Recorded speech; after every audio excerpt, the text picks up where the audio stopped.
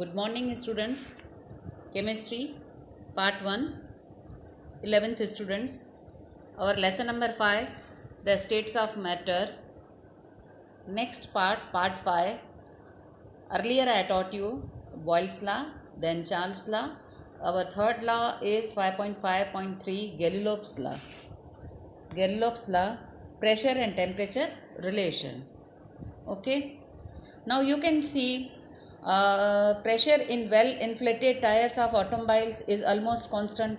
Every day you are not going and filling your tire of any vehicle, but on a hot summer day, if your vehicles are kept outside, this increases considerably and tire may burst. Okay, the pressure is going to increase in the tires in summers and it can burst if pressure is not adjusted properly. Now during winters, on a cold morning, one may find the pressure in the tires of a vehicle decreased considerably. So, the mathematically relationship between pressure and temperature. See, I said in summer and in winter, your pressure of the automobiles. So, pressures and temperature relation was shown by Joseph Galileo and is known as Galileo's law. It states that at constant volume, we are not going to fill are empty the tires, so the volume is constant. Pressure of a fixed amount of a gas varies directly with the temperature. If the temperature decreases, your pressure is decreased. If the pressure is increased, then if the temperature is increased in hot summer, your pressure is going to increase. So the relationship between pressure and temperature is P is directly proportional to T. So P upon T is equal to, otherwise we can say P by removing this constant for the third law. So K3 and temperature. So T has to come here. P upon T is equal to constant K3. Now this relationship can be derived from Boyle's law and Charles' law. So P upon T Kelvin graph at a constant molar volume shown in figure 5.7. This relationship can be derived from Boyle's law and Charles' law. Pressure versus temperature Kelvin graph at a constant molar volume is shown in figure. Each line of this graph is called isochore. You can see the figure. Pressure versus temperature constantly increases. If temperature increases, pressure is increased. If pressure decrease, then temperature decrease. Temperature decrease, then pressure decrease. This is called isochores. Okay, so again I am repeating three laws again. First one was Boyle's law, that is the relationship between pressure and volume at constant temperature. P is inversely proportional to the volume, and the graph which I have shown you at a constant temperature, they were called isotherms. Second, Charles' law, volume versus temperature. Volume is directly proportional to the temperature. At constant pressure, the graph was shown, they were called isobar.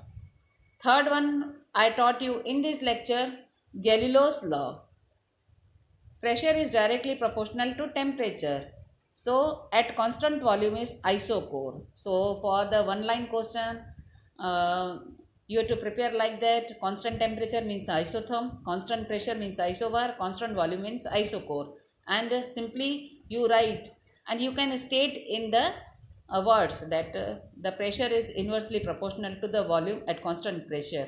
You have to describe in words and you have to show and you have to derive. I showed you derivation of Charles' law very nicely, Galileo's and Boyle's law like that. So our fourth law is 5.54 Avogadro law, means the relationship between volume and amount relationship. This is very important. Now Italian scientist Avogadro tried to combine conclusion of Dalton's atomic theory, earlier I taught you, and Galileo's law of combining volumes. In unit 1 I taught you, which is now known as Avogadro law. It states that volumes of all gases under the same conditions of temperature and pressure. Okay, now I am showing the relationship between volume, but the temperature and pressure should be constant, contain equal number of molecules, whatever the gas is. So volume is directly, this means that As long as the temperature and pressure remains constant, the volume depends upon number of molecules of the gas, or in other words, amount of the gas. So V is directly proportional to the number, where the n number of moles of the gas. So V is equal to, by removing this proportional, K4, because fourth law is called N. Okay. Now you are knowing N is equal to M small upon M means molecular weight. This equation is 5.12. V is equal to K4 by putting this value of N small m upon capital N. Small m means the amount of mass taken divided by molecular mass. You will get the number of moles, that is 5.13.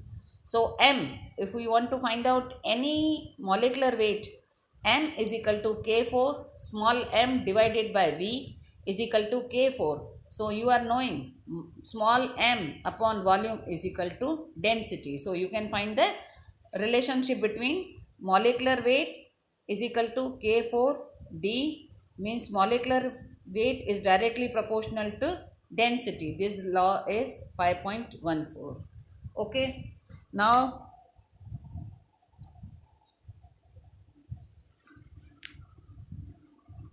since volume of a gas is directly proportional to the number of moles, one can say at a standard temperature and pressure, means STP. S means standard.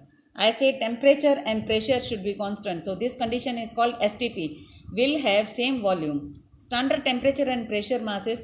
Standard temperature is in kelvins 273.15 Kelvin and at 0 degree Celsius temperature.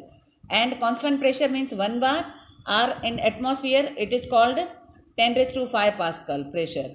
Thus value approximately freezing temperature of water and atmospheric pressure at sea level.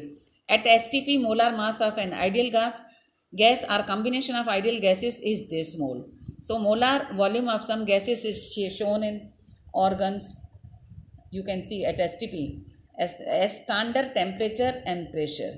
Number of moles of gas can be calculated, and okay, I showed you this earlier. Here it is a correction. So if M is going there, V will come down. So correct it. V is equal to K4D. This equation is 5.14.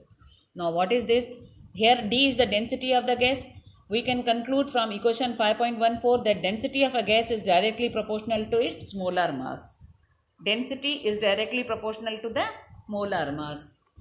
A gas that follows Boyle's law, Charles' law and Avogadro law strictly is called an ideal gas. Okay. Such a gas is hypothetically, it is not possible. It is assumed that intermolecular forces are not present between the molecule of an ideal gas. Real gases follow these laws only under certain specific conditions, when forces of interaction is practically negligible. In all other situations, these deviate from ideal behavior. You will learn about the deviation later in this unit. So in the next lecture, I will show you ideal gas equation. Okay, so again I am repeating: first Boyle's law, second Charles' law, third Galileo's law, fourth I am writing here, that is Avogadro law, that is Avogadro. So in this way you write, and in easy manner you will find out. Avogadro law means V is directly proportional to small n. N means number of moles. So from here you can get again the derivative, second one which I derived here. M is directly proportional to the density. Okay, so this is Avogadro law at STP condition. So in the next lecture, I will show you ideal gas equation. We will derive that equation. Good morning students, lesson number 5 up to part 5. I am going to repeat that. First I gave introduction, then I taught you intermolecular forces. Then we learnt dispersion forces or London forces, then dipole forces, dipole induced dipole forces, then thermal energy, then gaseous state. In the gaseous state we have started our gaseous laws. First I taught you Boyle's law, second today's lecture I taught you Charles' law, then again in today's lecture I taught you Galileo's law. So up to Galileo's law, please students, and next fourth law, that was Avogadro law. So fourth law up to page number I taught you up to page number 140, 145. Please you submit the notes. Half of the lesson has completed, so day after tomorrow you have to submit the notes of this lesson, lesson number 5. Okay students.